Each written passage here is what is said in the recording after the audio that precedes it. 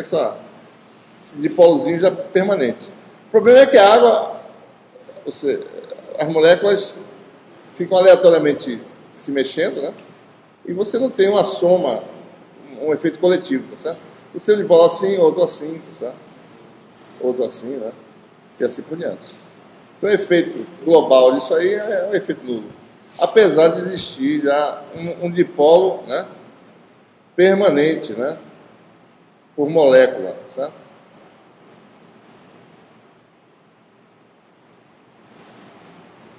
Então você tem a situação de você induzir dipolos e a situação de dipolos já existirem. O efeito de um dipolo, né, a gente vai ver depois, aplicando-se um campo, é ele se desviar e se orientar com o campo. A gente vai ver isso. Então, observe qual é o efeito numa região, num conjunto de polos polares, né? O campo ele não induz o dipolo, ele só se orienta, né? E um efeito coletivo são vários dipolos orientados, e isso pode culminar com um campo efetivo mais forte. Tá? Você tem vários dipolos na matéria orientados por um campo externo.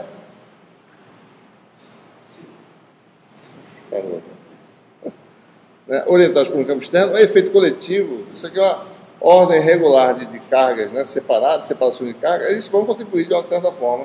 E a gente vai saber calcular essas coisas, na realidade. Tá? Então, em essência, o que é a matéria do ponto de vista eletrostático? Uma coleção de átomos e moléculas, matéria neutra, né? São átomos neutros, moléculas neutras, mas que são, na realidade, né, a matéria é uma coleção, a matéria neutra,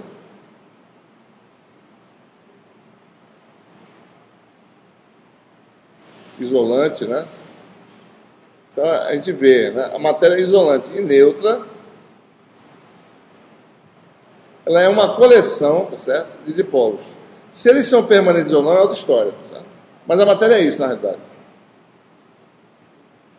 As cargas são ligadas entre si. Pode ou não haver separação dessas cargas. Isso é outra questão. Cada material tem seu comportamento, certo? Mas o material é isso. Eletricamente quer dizer isso. Material isolante neutro é uma coleção de dipolos, né? A distribuição de dipolos. Então, observe, né? Nós temos a carga livre, ou seja, cargas espaciais. Por alguma razão você ioniza a matéria e separa as cargas, você tem carga livre. Você separou, arrancou do átomo, ele ionizou o átomo, você liberou a carga, então a carga é uma carga livre. Então, essa carga livre a gente chama de monopolo, certo? A carga livre, que é a que a gente tem estudado até agora, carga liberada, né? Carga livre é o que a gente chama de monopolo. E a carga ligada, que é isso que a gente está vendo agora, é o segundo elemento importante, né? No cômputo do campo da matéria, tá certo?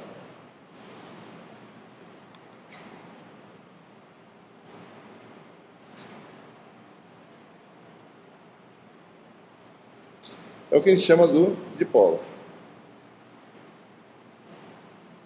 O monopolo tem um comportamento muito importante, né? O campo de um monopolo a uma certa distância varia com o inverso da distância. Né? Essa é a propriedade fundamental. O campo não, potencial, desculpa. Potencial, né? De um monopolo é a carga sobre a distância, essencialmente.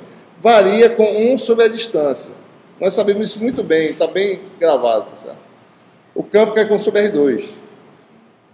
Então o monopolo tem esse comportamento. E a gente, com o monopolo, consegue juntar vários monopólios, formar uma região de carga espacial e calcular o campo e potencial dessa região de carga espacial. A gente mostrou toda a formulação para isso. Certo? A pergunta é, se eu tenho um dipolo, quem é o potencial do dipolo? De forma que depois eu posso juntar vários dipolos e calcular o campo desses vários dipolos. E assim levar em conta a matéria isolante neutra. Essa é a estratégia. Certo? É saber, inicialmente, como é que é o comportamento, né, de um dipolo pontiforme, que nem a carga pontiforme, um ponto, né, de dipolo, certo? Ou um ponto de carga, ou um ponto de dipolo, e o campo também, quem é?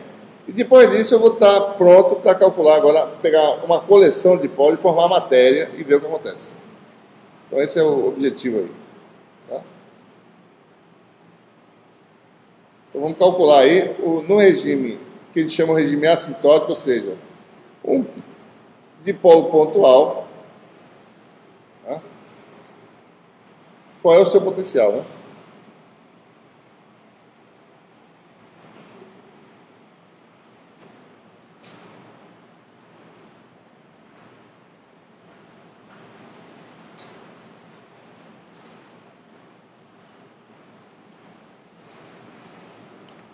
Vou fazer isso.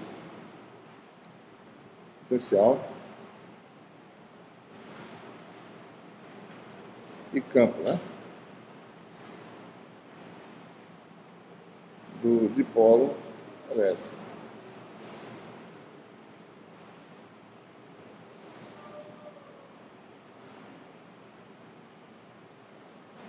Então, o nosso modelo de dipolo é um par de cargas separadas a uma certa distância. A gente quer saber o efeito elétrico dessa separação. Tá?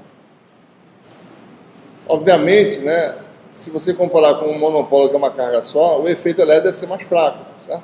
Porque uma carga tende a cancelar o potencial da outra. Tá?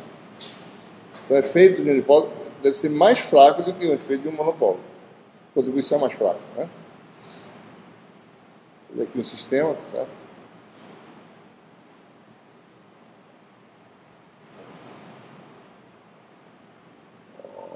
Deixa eu colocar aqui coordenadas.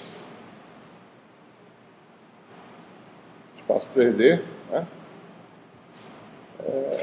Eu mesmo vou fazer a setinha aqui. Certo?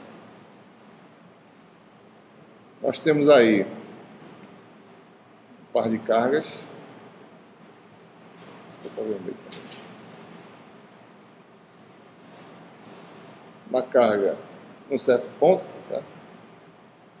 Outra carga simetricamente. Eu peguei meu sistema de coordenadas e botei bem no meio, né, da separação. Então,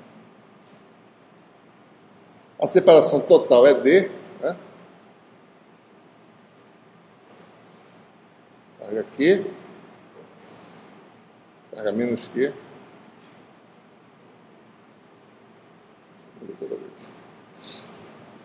Esse ponto, vou botar aqui o eixo X, Y, Z. Esse ponto tem coordenada 0, 0, D sobre 2. E o de baixo, coordenada 0, 0, menos D sobre 2. Tá? Quer dizer que a separação de cargas é D. Né? Estamos aí num ponto do espaço qualquer.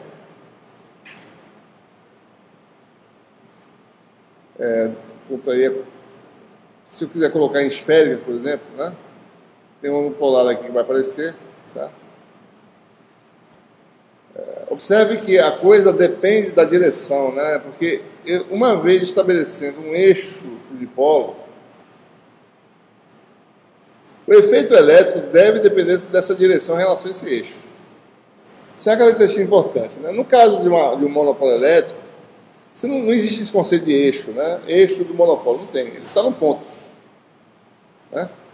Então, o monopólio, naturalmente, é uma grandeza escalar. Não existe uma dimensão, uma direção do espaço que define monopólio. Aqui eu estou precisando definir o meu dipolo com um eixo que passa por ele. Então, naturalmente, o meu dipolo vai ser um vetor. Para ele poder definir completamente esse elemento, ele precisa ter uma direção, né? Que é o eixo que passa pela linha de separação dos dois. Precisa saber quanto é que é cada carga, além da distância, né? Mas tem a distância, tem a carga e tem um eixo que passa por eles. E o efeito que eles produzem vai depender, né, do vetor posição em relação a esse eixo. Então, vocês percebam aí que vai aparecer naturalmente um conceito novo, que dipolo não é um escalar, é um vetor, na realidade. Vai ver que isso aparece naturalmente. Certo? Então, observe, o potencial nesse ponto, né? Se você considerar que o vetor posição